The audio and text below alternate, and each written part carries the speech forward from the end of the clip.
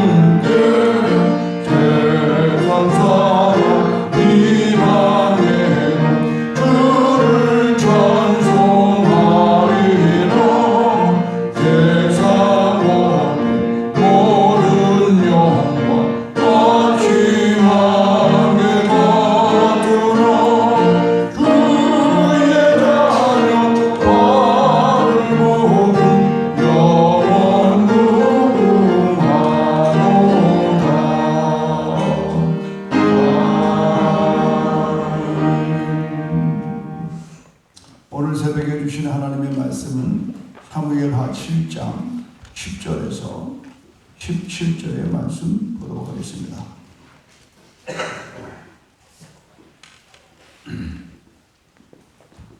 내가 또 내 백성 이스라엘을 위하여 한 곳을 정하여 그를 심고 그를 거주하게 하고 다시 옮기지 못하게 하며 악한 종류로 전과 같이 그들을 해하지 못하게 하여 너는 내가 사사에게 명령하여 내 백성 이스라엘 자손을 깨워놓지 아니하게 하고 너를 모든 원수에게서 벗어나 편히 하리라.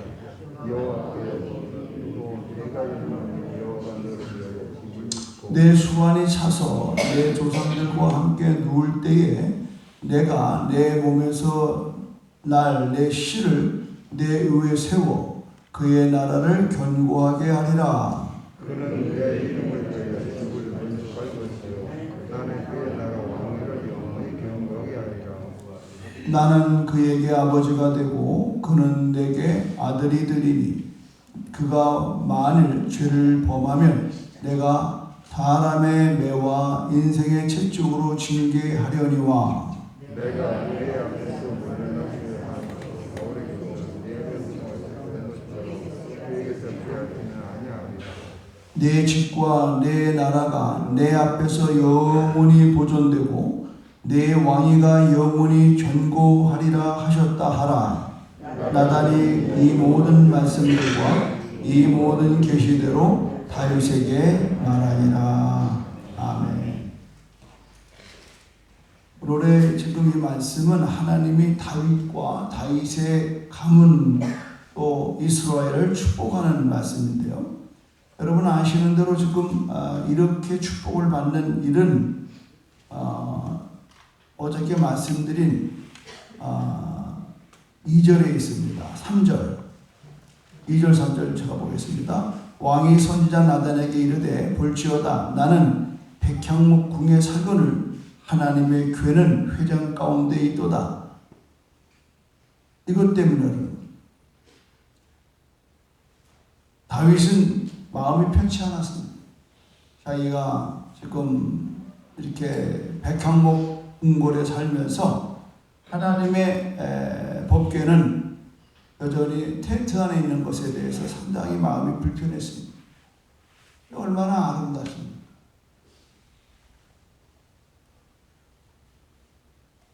말라기를 보면은 이스라엘 백성들이 성전을 짓다 말았습니다.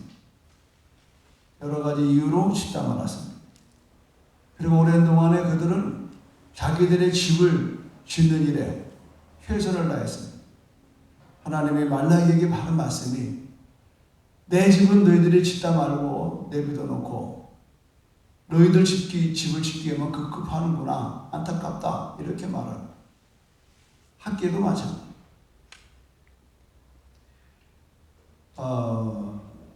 흔히 성전을 건축하는 일에 있어서 학계의 말씀을 많이 우리가 인용을 합니다. 그래서 자칫 잘못하면 성전을 건축하는 것이 상당히 큰 일처럼 여기고 있습니다. 그러나 오늘 다윗을 통해서 볼 때는 하나님의 마음을 우리가 읽을 수가 있는 거죠. 내가 너희들에게 장막을 져달라고 언제 얘기했느냐? 나는 장막에 머무를 하나님이 아니다. 나는 언제든지 너희들과 함께한다. 너희가 가는 곳마다 내가 너희와 함께해서 너희들의 원수를 내가 무찔러주고 너희들을 내 이름을 위하여 너희들을 위대하게 만들어줘. 그러면서 이제 그 8절부터 9절 이렇게 하잖아요. 8절에 보면 그러므로 이제 내 종 다윗에게 이같이 말하라. 이제부터 너가 이렇게 말하라. 여러분 뭐 기억나요? 아브라함이 이삭을 바쳤을 때에 이제야 네가 내 독자 이삭보다 나를 더 사랑하는 줄 알았다. 그러므로 내가 너에게 약속한 축복을 주겠다는 것. 오늘 다윗은 하나님의 집을 좀 지어드리려고 하는 마음을 먹고 이제 나단하고 상의하는 거예요. 그런데 하나님은 요것 가지고 이 작은 그 마음을 이렇게 하나님 앞에 드렸는데 하나님은 엄청난 축복을 하는 겁니다. 그 축복의 첫째는 너의 왕의 자리를 너희의 자손 대대로 물려주겠다. 사울과 같지 않겠다는. 사울과의 관계는 왕과 신하의 관계입니다. 그래서 사울이 복종하지 않을 때, 하나님 말씀을 복종하지 않을 때 그를 왕에서 폐위하고 그의 가문을 다 없애버린 겁니다. 그러나 다윗 너에게는 그렇게 하지 않겠다. 한번 여러분 보십시오. 3절 보십시오. 그는 내 이름을 위하여 집을 건축할 것이요 나는 그의 나라 왕위를 영원히 경고하게 하리라. 나는 그에게 아버지가 되고, 지금 이제 여기서 그에게는 다윗의 후손들을 말합니다. 그러니까 솔로몬이겠죠. 그는 내게 아들이 되리니 그가 만일 범죄하면 내가 사람의 매와 인생의 채찍으로 징계하려니와 내가 내 앞에서 물러가게 한 사울에게서는 내 은총을 빼앗는 것처럼 그에게서 빼앗지는 아니하리라. 중요한 단서거든요. 그러니까 사울에게와 같이 하지 않겠다는 거예요.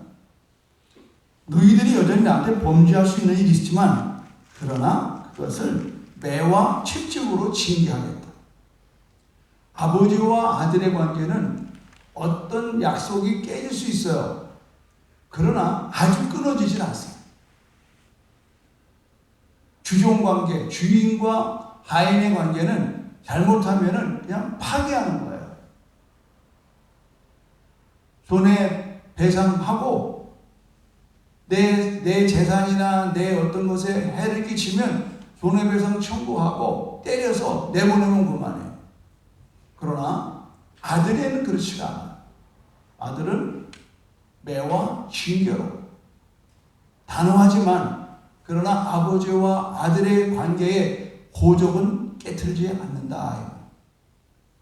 이게 얼마나 큰 메시지입니까?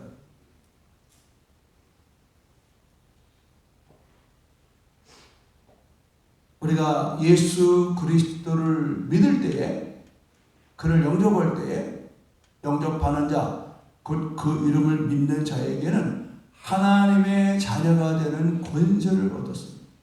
주셨다는 거예요. 그러니까 하나님의 자녀의 권세는 비록 우리가 범죄함으로 말미암아 매를 맞고 징계를 받을지언정 끊어지지는 않습니다. 믿으면 아멘 하십니다. 많은 사람들은 이 교회 생활을 할 때도 보면은 마치 무슨 회사에 취직하는 것처럼 다니다가 뭐 잘못하면 그냥 쓱 사라지고 쑥 사라지고 그런 것은 성경적이지 않습니다. 우리가 잘못할 수는 있습니다. 그러나 하나님은 그를 내가 사람의 매와 인생의 채찍으로 징계하려니와 내가 내 앞에서 물러가게 한 사울에게는 내 은총을 빼앗는 것처럼 그에게 빼앗지는 않겠다. 자, 여러분 16절이 바로 이것이 예수 그리스도가 오시게 된 동기가 있는 겁니다. 16절 한번 읽어볼까요? 시작. 내 집과 내 나라가 내 앞에서 영원히 보존되고 내 왕위가 영원히 경고하리라 하셨다라. 결국은 아브라함의 자손에게 예수가 나오죠. 또 여러분 앞을 못 보는 바디메오가 소리칠 때 뭐라 그럽니까? 아브라함의 자손이요 그러지 않습니까? 다윗의 자손이요. 다윗의 자손이요. 바로 여기서 있는 겁니다. 다윗의 자손에게서 메시아가 나온다는 것은 이스라엘 사람들은 삼척동자도 다 알아요. 왜?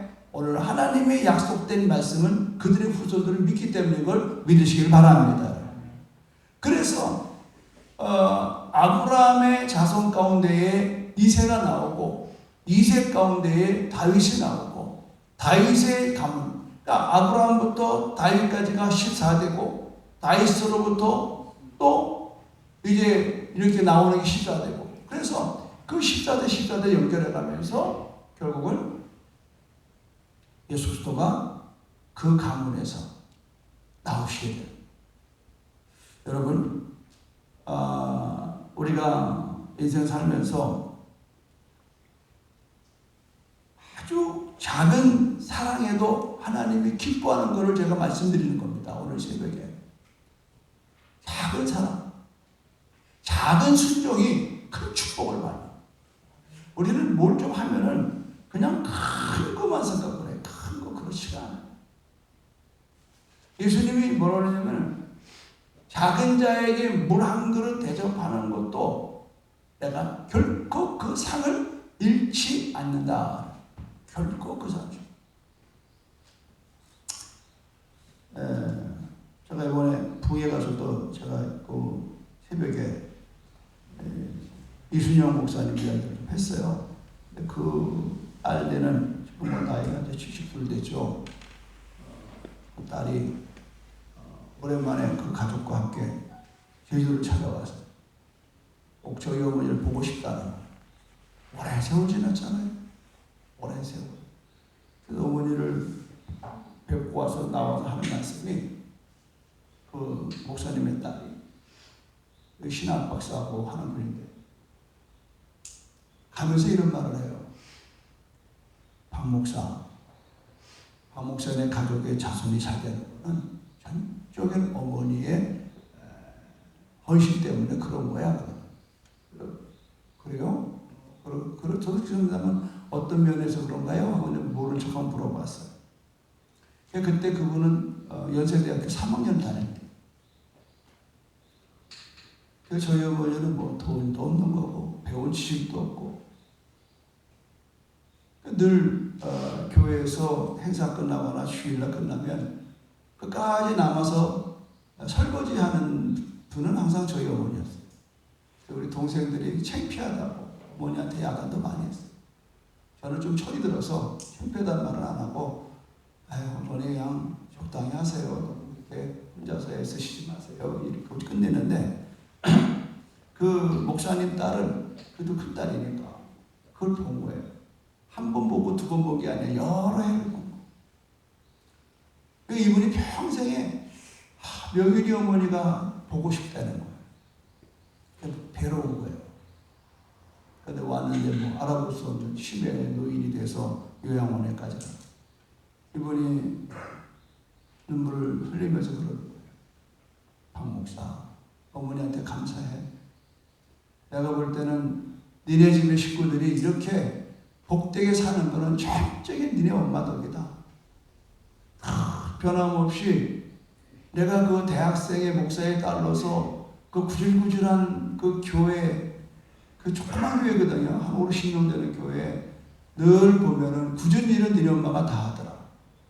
그래서 나는 참 우리 김종옥 집사님이 훌륭하구나 그랬는데 오랜 세월이 지나서 벌써 그러니까는 10대의 그런 상황이고 그러니까 오랜 세월이죠. 그건 뭐 50년 넘게 돼서 지금 보니 너네들이 잘 되는구나. 너네 가족들이 잘 되는구나. 이런 얘기를 만날 때마다 해요. 여러분 작은 섬김과 헌신과 사랑을 하나님은 기뻐하실 때에 뒤를 주고 말로 말로. 아멘입니까? 뒤를 주고 말로. 지금 이 자리에 또 저도 그런 말 얼마든지 할 수 있어요. 30년을 한 군데에서 목회를 하다 보니까 얼마든지 그 말을 저는 할 수 있어요. 네가 잘 된 거야. 너네 엄마 아버지 기도 덕분이다. 그때 교회 힘들 때 그 보증 설 때 너네 집에서 보증 서서 이렇게 됐다. 교회 힘들고 어려울 때 너네 엄마 아빠 금식하면서 이 교회 세웠다. 내가 힘들 때 너네 엄마 아빠가 이렇게 나를 도와서 내가 이렇게 목회를 하고 있다. 이번에 김철종 목사님 가서 그 얘기를 했어요. 그 재직들하고 이제 차 마시는 시간에 문득 옛날 생각이 나는. 이은상 권사님이 이제 뭐 예수 믿고 집을 신방했는데 그 여고 서귀포 여고의 그 바닷가 쪽에 그 관리사에서 사셨어요. 이제 휴가를 가면은 여름에 이맘때 되면 얼마나 모기가 극성을 부려요. 그러니까 우리 사모가 예배를 못 드리는 거예요. 모기 때문에. 첫 신방인데 어쨌든 정신없이 신방을 하고 왔거든요. 그리고 한 1년 있다가 이사를 했어요. 그래서 이사를 하길래 이사 신방을 갔어요. 그랬더니 이은상 권사님 특유의 웃는 거 있잖아요. 내가 좋아. 예배를 드리려고 그러는데 그때 전도사시죠. 전도사님, 내가 예배 드리기 전에 좀 할 말이 있습니다. 그래서 얘기하세요. 그랬더니 오늘 이렇게 이사를 와서 예배 드리면서 제가 드리는 건 다른 게 아니고요. 1년 전에 저희 집 처음 신방 올 때 하도 모기가 덤벼들어서 그 이쁜 사모님이 그냥 모기가 여기저기 물어가지고 간지러워서 예배를 못 드리는 걸 보고 그날부터 기도를 했대. 무슨 기도를 하셨냐고 그러니까 하나님, 이렇게 서울에서 내려와서 고생하는 전도사님 대회가 이렇게 모기가 들켜가지고 예배를 못 드리니 모기 없는 곳에 이사 가게 해달라고 기도를 했다는 거예요. 그 기도가 응답이 됐다. 그 기도가. 기가 막혀서. 그러니까 이번이 얼굴이 그렇게 웃어가면서 기뻐하는 거예요. 그건 뭐냐? 하나님에게 기도를 했는데 그게 응답됐다는 거예요. 저는 그 말을 듣고 더 기쁜 것은 이렇게 순수한 사람이 있나. 근데 그게 지금부터 그때부터 지금까지 30년간 변함이 없어요. 변함이 없어요. 이번에 자기네 아들 목회하는데 설교를 간다고 글쎄 주일날 그 전주에 와가지고 봉투를 내서는 꼭 줘줘요. 보니까 10만 원 들어요. 목사님 이거 가지고 사모님하고 오다 가다 맛있는 거 써서 잡수셔이? 그러고 줘서 그걸 어떻게 내가 그걸 맛있는 걸 먹을 수 있어요. 그대로 갖다 항복을 했지만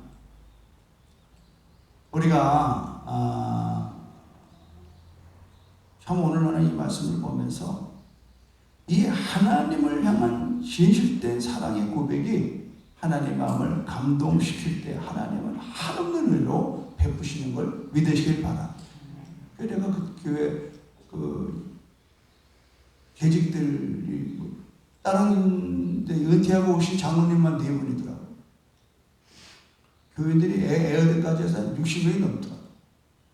내가 깜짝 놀랐어요. 그러면서 나도 그런 말 했죠. 김 목사, 자네 어머니가 이런 분이었어. 난 그때 참 고마웠고 참 목회하면서 이런 보람이 있구나. 이런 성도가 있구나. 뭐 개척 초기니까 얼마나 감동이 됐겠어요. 평생 잊지 못하는 그 이야기가. 근데 그 자리에 가서 했어요. 자네가 목회 이렇게 잘 되는 거 니네 엄마가 그때 그 목에 안 물리게 기도했던 덕에 이렇게 된 거예요. 막 그러더라고. 그래요? 똑같은 입장이에요. 여러분, 하나님은 하나님을 사랑하는 자를 기뻐하시고 복을 주셔요. 우리 다 복받기를 원해요. 그러나 중요한 것은 오늘 여러분의 삶 속에서 하나님에 대한 사랑을 여러분 만들어가야 돼요. 그분을 감동시키는 일이 돼요. 우리 교회 이렇게 복받고 사는 것은 개척 초기에 하나님을 감동시키는 일을 계속 만들어가요. 정말 땅 산다고 1,500만 모아놓은 거를 저 필리핀 선교사가 뭐 사달라고 그런 것도 아니에요. 그냥 다니러 온 건데 처음 보는 사람이에요. 우리가 땅값 모아놓은 그대로 털어서 차량 구입비 헌금을 했죠. 10년 있다가 이 땅을 사는데 땅값이 없었습니다. 근데 하나님이 그 1,000만 원 받으시고 10년 정확하게 10년 후에 1억을 주십니다. 저는 우리가 30년 전에 제가 35만 원 월급 받을 때에 우리 교회가 한 달에 350만 원씩 선교비를 보냈다고 여러분 믿을 수 있겠습니까?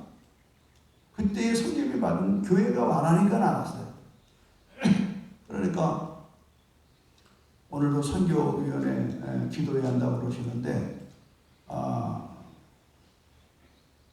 그때 어떻게 했는가 그래서 주보를 들여다보니까 개척하고 1년차, 2년차 때 1월 달에 선교 부흥회를 했어요. 한 주간 동안.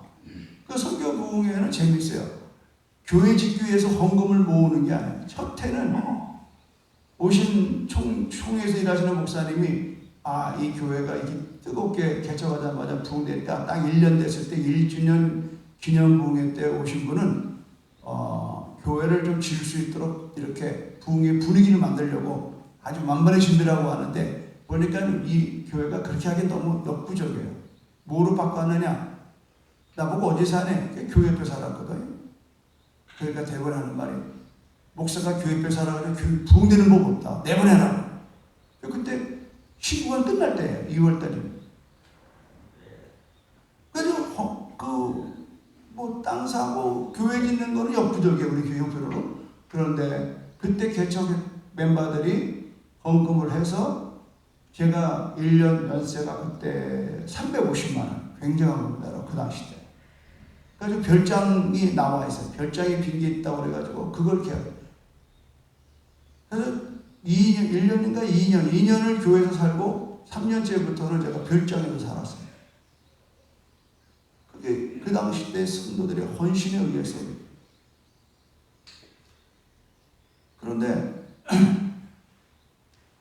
하나님께서 우리 교회를 축복하셔서 그 당시 때 성도들이 선교를 위해서 작정 헌금을 얼마나 7,800만 원인가 거의 8천만 원 가까이. 물론 거기에는 이제 우리 좀 유희영 선교사는 700만 원도 들어있고 그러지만 어쨌든 그렇게 헌금. 그러니까 그 작정한 것을 갚으려고 그 없는 성도들이 다달이 그 헌금을 내서 어쨌든 한 달에 300여만 원씩을 16군데를 계속 보냈어요. 그게 이제 제 3차 선교대회 때 제가 그 주보를 발견해가지고 그대로 복사해뒀어요. 모두 이게 말이에요. 나는 이러는데 하나님은 잃지 않더라. 그 힘들고 어려운 개척 초기에 우리 교회가 하나님을 사랑하는 그 마음의 표현을 하나님은 다 기억하고 적절한 때에 채워주시는 걸 믿습니다, 여러분. 제가 엊그저께도 보금철 목사님 대체 이제 만났어요. 보금철 목사님이 이번에 교회를 옮겨요. 있는 자리가 너무 새가 비싸고 그래서 옮겼는데 이번에는 한 50평짜리 큰 데를 옮겼는데 자기가 다 모으고 다 했는데 400이 모자른다고. 그래서 내가 육실하면서 나한테 얘기하지 말고 우리 저 선교위원장하고 선교팀장한테 얘기해. 앞으로 우리 교회는 내가 감동된다고 돈을 주고 말고 할 수 있는 교회의 수준이 아니다 이제. 나한테 얘기하지 말고 선교부에 얘기하라. 그래서 선교부 오늘 아침에 새벽에 오면서 물어봤더니 서류가 왔습니다. 접수해달라는 서류가 왔습니다. 그래서 제가 어저께 그런 감동이 오더라고요. 밤에. 나부터 쉽자. 그래서 다니고 싶은 교회가 강사비를 목사님 용돈 하라고 두둑히 줬어요. 100만 원 줬더라고요. 와서 보니까 감동이 와요. 그래. 400만 원 우리 교회에서 되게 어려우니까 100만 원을 드리자. 그리고 오늘 새벽에 또 얘기하자. 우리 18분 있잖아요. 그래서 감동되는 대로 10만 원도 좋고 100만 원도 좋고 여러분 형편대로 여러분이 이번 주 중으로 헌금을 해주십시오. 그리고 이제 그렇게 크게 했던 이유는 우리 고급철 목사님이 그동안에 계속 중국에 다니면서 복음을 전하고 훈련을 시켰는데 이제 갈 수가 없어요. 리스트에 올라가. 그래서 중국에서 오는 거예요. 중국에서 와서 이제 그러니까 거기서 이제 먹고 자고 아주 잘 됐어요.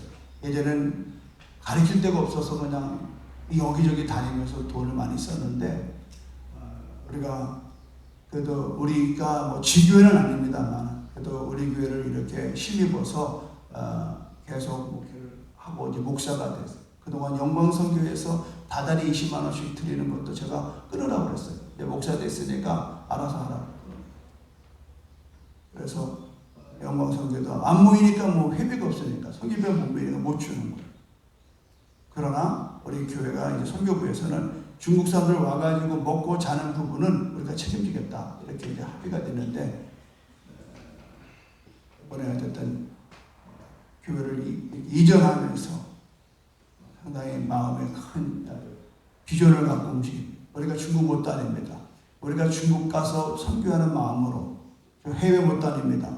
우리가 선교를 나가는 마음으로 여러분이 한번 힘써주시면 나머지는 이제 선교위원회에서 선교비 예산에서 움직이도록 하고 왜 이런 말씀드리냐면 선교비 예산이 그 400만 원을 예산을 책정 안 했기 때문에 내보낼 수가 없어요. 이런 경우는 우리가 이렇게 급조해서 드리면 또 하나님께 역사하죠. 지금 그분이 5년 전에 그렇게 개척을 하시셨던 것은 여기 있는 누군가의 한 분이 1,300만 원 헌금을 들여서 그것을 한 거지 교회에서 도와준 건 아니에요. 그 1,300만 원을 통해서 그분이 힘을 얻어서 건물을 얻었고 또 그걸 해서 중국인 교회가 시작된 거예요. 여러분, 우리는 내 생각보다 더 큰 하나님의 계획이 있음을 아셔야 돼요. 그냥 다윗은 하나님의 성전 하나 지어드리기를 원했는데 그 마음을 가지고도 다윗에게 이런 엄청난 축복을 내리는 걸 볼 때에 여러분, 작은 사람도 크게 기뻐하시는 하나님에 대해서 여러분이 마음을 앞으로 남은 이제 또 여러분의 자손들까지라도 작은 것에 하나님을 더욱 사랑하는, 그러면 하나님은 우리를 더 큰 사랑으로 채워주시는 이 놀라운 신문대로 걷게 하시는 하나님의 축복이 저와 여러분의 가정에, 우리 교회에 있기를 주님 이름으로 축원합니다. 고맙고 감사하신 하나님, 작은 사랑도 크게 기뻐하시는 하나님 더욱 사랑합니다. 하나님의 비전과 나라를 믿음으로 바라보며 나가는 이 시간 되게 도와 주시옵소서. 마음만 드렸는데 하나님은 기뻐하시며 그 집에, 다윗의 집에 왕조를 견고하게 했다고 약속을 하셨습니다. 그 약속대로 다윗의 자손에서 우리를 구원하는 예수 그리스도가 나오셨습니다. 주여, 예수님의 몸인 교회 성도들을 통하여 지금도 이 비전은 이루어지고 있습니다. 하나님은 다윗이 생각지도 못한 더 큰 축복을 주셨습니다. 우리를 위한 하나님의 큰 비전을 오늘도 이 새벽에 말씀을 듣고 하나님 앞에 나아가는 우리가 되게 하여 주시옵소서. 예수님 이름으로 축복하며 기도드립니다. 아멘. 우리의 주기도문 마치겠습니다. 하늘에 계신 우리 아버지, 아버지의 이름을 거룩하게 하시며 아버지의 나라가 오게 하시며 아버지의 뜻이 하늘에서와 같이 땅에서도 이루어지게 하소서. 오늘 우리에게 일용할 양식을 주시고 우리가 우리에게 잘못한 것을 용서해 준 것 같이 우리의 죄를 용서해 주시고 우리를 시험에 빠지지 않게 하시고 악에서 구하소서. 나라와 권능과 영광이 영원히 아버지의 것입니다. 아멘. 우리 주여 3장 통성으로 기도합니다. 주여, 주여, 주여.